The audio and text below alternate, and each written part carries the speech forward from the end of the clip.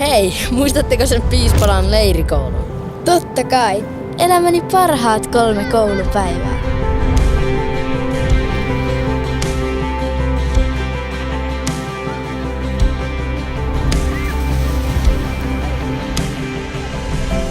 Mulle jäi se lettujenpaisto rannalla mieleen. Joo, ja se kun valvottiin Opelta salaa. Ja ne eläimet, ne oli niin söpöjä. Niitä oli ihana rapsutella ja hoitaa.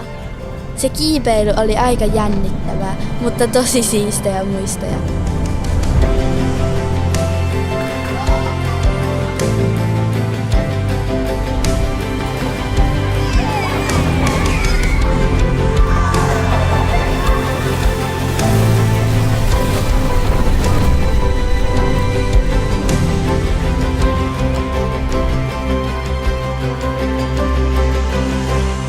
Paras leirikoulu ikinä.